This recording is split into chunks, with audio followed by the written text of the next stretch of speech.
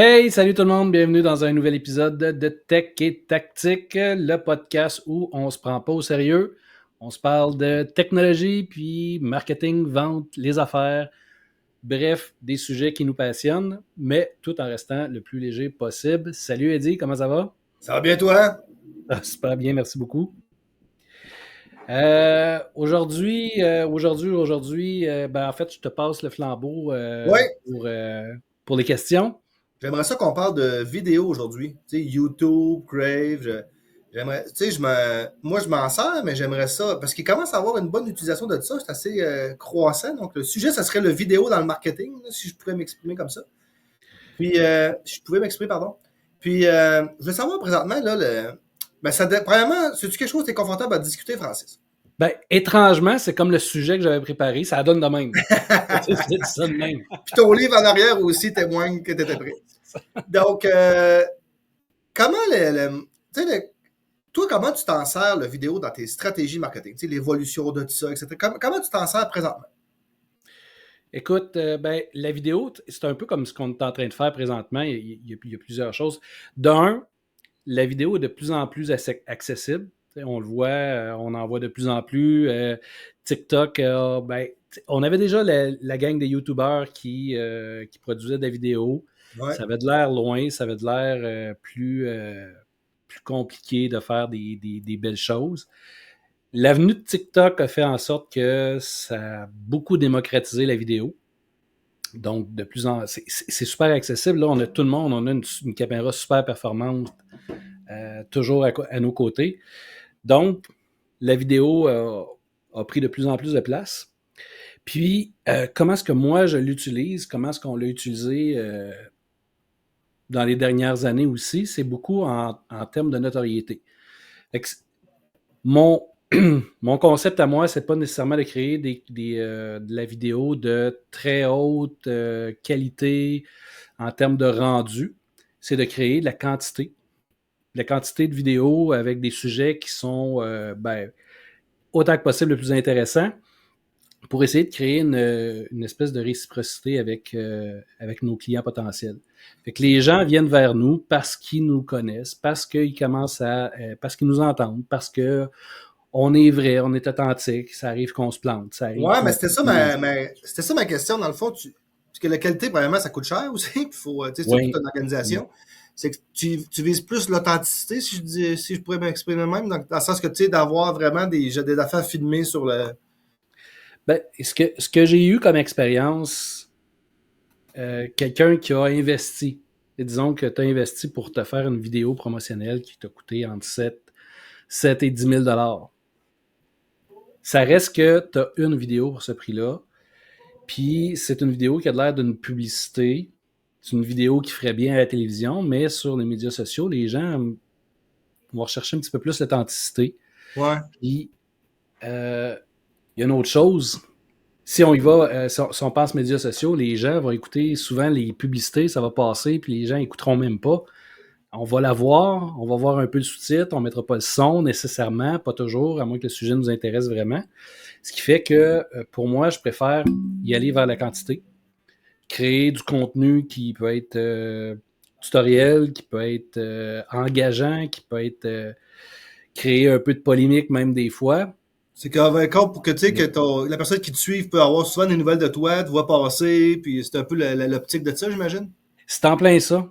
Les gens nous le disent, Caroline, il me semble que je te vois souvent ou Ouais, ouais, ouais. j'ai écouté toute ta série, j'ai trouvé ça super intéressant, ça m'a inspiré confiance, puis c'est avec toi je veux faire affaire. Fait que la vidéo amène ça, amène cette Tu dirais quoi espèce de relation-là. tu dirais quoi force et faiblesse ou défi opportunité, là? Comment tu dirais pour le vidéo, là? C'est quoi qu'il faut, c'est quoi qui est plus Ben, difficile versus qu'est-ce qui est vraiment qui rend pratique ou. OK. La vidéo, créer la vidéo, il faut vouloir s'impliquer. Ouais. Des vidéos qui vont être, disons, trop génériques avec quelqu'un qui va faire une narration, puis ça devient difficile de créer, je trouve, une relation avec les gens. Fait que, un des gros défis, c'est d'être authentique, de vouloir se présenter devant la caméra aussi, ce qui n'est pas toujours évident. Ouais. Il y a beaucoup de gens que ça les gêne de le faire. Et pourtant, à partir du moment où est-ce que tu commences à en faire, tu te distingues des autres, même si t'es pas bon. Et on a tous commencé à quelque part. Ouais, puis tu sais, moi, des fois, tu sais, je suis d'accord avec l'authenticité, mais tu sais, des fois, je vais ouvrir une vidéo, puis là, je vois la personne qui est de même avant que ça parte. Ah, bonjour! Tu sais, Ouais, tu sais, c'est ça. il y a quand même un minimum, je trouve, à avoir une espèce d'intro, ou même si, tu sais, c'est pas être obligé d'être 100% parfait, là, mais je trouve quand même qu'il y a des fois qu'il y a des gens, tu sais, que c'est ordinaire, ou surtout Ouais, pour l'entreprise. Tu sais, si j'écoutais quelque chose par rapport à un sujet ou du football, je m'en fous un peu. Mais si je parle de mon entreprise puis des conseils, ben, je m'attends à un minimum de professionnalisme. ça prend un minimum, tout Ouais, dépendant de la taille de ton entreprise aussi. Puis quelqu'un qui est seul, qui va vouloir faire de la vidéo versus une, euh, une grande entreprise qui a des moyens financiers pour faire quelque chose, c'est sûr que je m'attends à un minimum de qualité d'une ouais, entreprise qui a un peu plus de budget versus quelqu'un qui est tout seul. ouais. Mais en même temps, ce que la pandémie nous a apporté de positif, si on veut, c'est qu'on a une acceptation plus grande, je trouve, du rendu vidéo qui est un petit peu moins de qualité parce que les gens sont habitués avec les Zooms, avec les Meet, avec tout ça. On, on a entré dans les maisons des gens, puis ça a apporté, je trouve que ça a apporté malgré la distance, ça a apporté une connexion humaine. OK. Fait que moi, j'aime bien l'aspect humain. Mais tu as raison de dire que si c'est trop boboche, puis on s'en fout, puis on fait pas attention au langage non plus, tout dépendant, dans notre concept à nous, on va essayer de garder ça léger, on va garder ça même limite humoristique. Fait que ça se prête. Mais si tu veux communiquer un message corporatif, puis tu parles à moitié en français, à moitié en anglais, des expressions, puis tu te mets à sacrer, puis à parler joual, tu coupes tu coupes pas au moins ou tu n'organises pas un minimum d'intro, effectivement, que ça nuit à la réputation de l'entreprise. Fait que c'est à faire Ça, attention. ça, on rentre un peu dans le sujet, là, tu sais, la vidéo, là, mettons dans le parcours client, ok, tu sais, le buyer's journey, là, des fois qu'on entend, là, tu sais, qui te connaît pas, puis après, de Ouais. 1 à 10, puis à 10, il parle de toi à sa mère, là, il vient d'acheter avec toi, etc., là. Tu sais, il y a comme plusieurs types de vidéos encore, tu sais, il y a le vidéo, c'est où que tu situes les vidéos, là, j'imagine un que quand tu connais pas versus c'est quand tu te connais, comme, tu sais, c'est quoi le parcours un peu, ou comment tu dirais ça pour comment ça influence son parcours, ou, Ouais. Ouais. Ben, en fait, c'est sûr qu'il y a différents niveaux. Tu ne vas pas parler de la même façon à une personne qui te découvre qu'à une personne qui te connaît déjà depuis un bout de temps. Mais tu sais, il y a plusieurs étapes. On va commencer par la sensibilisation, de la découverte. Fait qu'on va essayer d'attirer l'attention. La vidéo va toujours être une bonne façon d'attirer l'attention, de démontrer ou de partager des produits, des services. Dans cette phase-là, on va être plus en mode éducatif. On va donner de l'information aux gens pour qu'ils connaissent un peu qu'est-ce qu'on fait, c'est quoi, puis c'est quoi les ouais, possibilités, parce que il y a ça aussi, la vidéo nous permet d'amener, de présenter des produits que les gens cherchent pas nécessairement ou connaissent pas nécessairement, ou des services. Donc, on est en contenu éducatif. C'est qu'est-ce que ça peut faire. Donc, c'est ça peut être super intéressant. phase un, éducation, sensibilisation. Oui, Phase 2, c'est quoi? exactement. On serait plus dans la considération puis l'évaluation. Fait que là, on va OK. faire plus des démonstrations techniques de qu'est-ce qu'on peut faire. C'est là qu'on va emmener des témoignages, des études de cas aussi. OK, ouais. Fait que les témoignages vidéo vont nous aider. Fait que si on se ferait vraiment une séquence, puis on parle en mode publicité, parce qu'on peut faire des séquences en publicité, fait qu'on aurait la démonstration ou le contenu éducatif. Après ça, vraiment, en fait, contenu éducatif, démonstration du produit, qu'est-ce que ça peut faire, des clients satisfaits. Puis, finalement, on va y aller avec des vidéos qui vont nous aider à prendre une décision d'achat. Fait que là, on va être dans la vidéo qui va être plus offre promotionnelle. On est Ouais, ouais, ouais. au moment où on enregistre, là, on est dans la période du Black Friday. Fait que c'est le temps de pousser tes promotions. Puis, en même temps, ces vidéos-là vont créer une espèce de sentiment d'urgence qui va faire en sorte que les gens vont vouloir plus, en tout cas, vont se Ouais, il passer des reste 2 produits. jours pour telle affaire. Ouais. C'est que là, la phase 1, éducation, la phase 2, on veut la prise de décision. Y a-t-il une phase 3? Ben, phase 1, sensibilisation. Phase 2, considération. Fait que phase 1, on éduque. Phase 2, des témoignages, des démonstrations. Phase 3, des offres promotionnelles. Okay. On va créer une urgence. Puis la phase 4, ben, ça serait plus la fidélisation.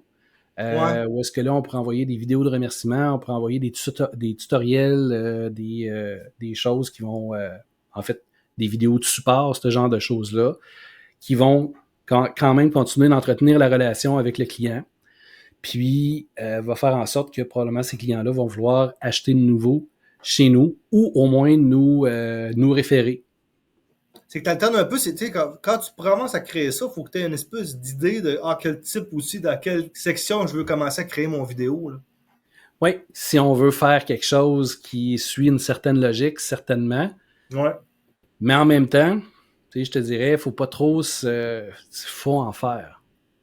Et que les premières ne seront pas bonnes, c'est normal. Puis l'idée, c'est vraiment de produire, d'apprendre à parler aussi, de trouver son rythme, de trouver sa voix aussi, sa façon de communiquer. Ouais. L'important, c'est d'en faire de ce côté-là, oui.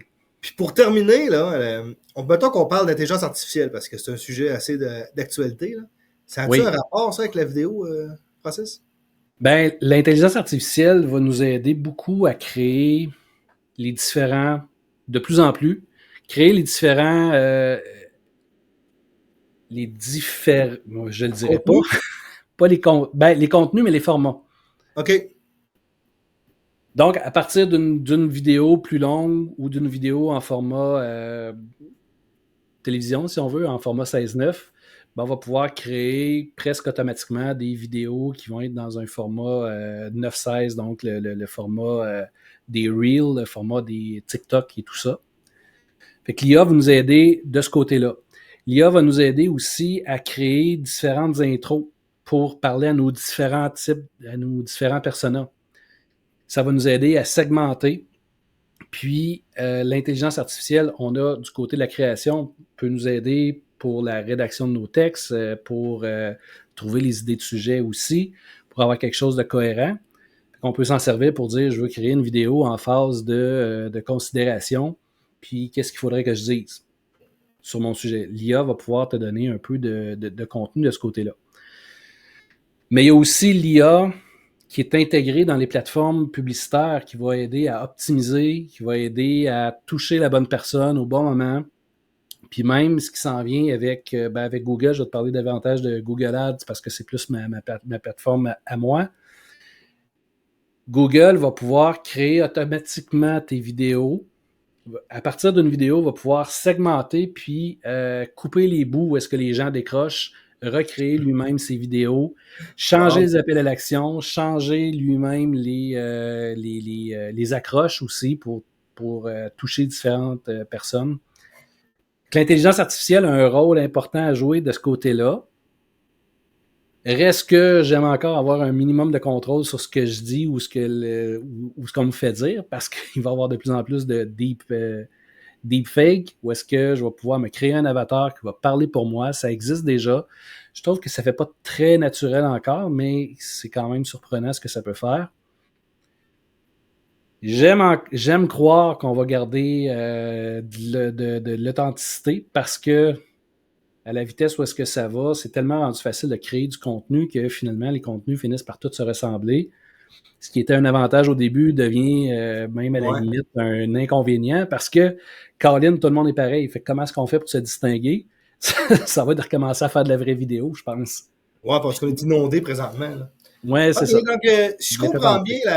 bien, premièrement, la vidéo, c'est important. Là. Je veux dire, c'est un no-brainer avec tout ce qui s'en vient. Tu parlais de TikTok.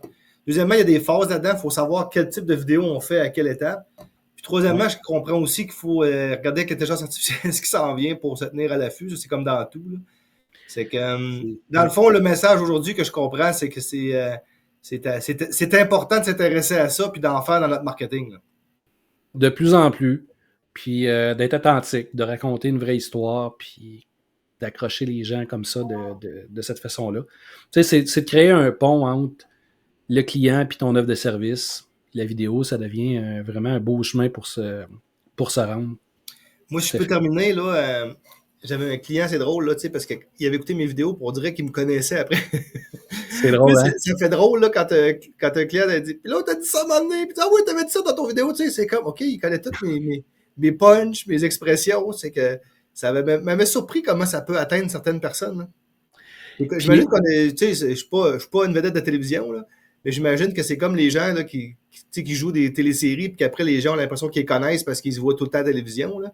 J'ai eu le gars, il disait, bah oui, tu dis toujours la même expression. Je dis, tabarnouche, OK, il lui, connaît. il peut vraiment écouter, hein? Ah ouais.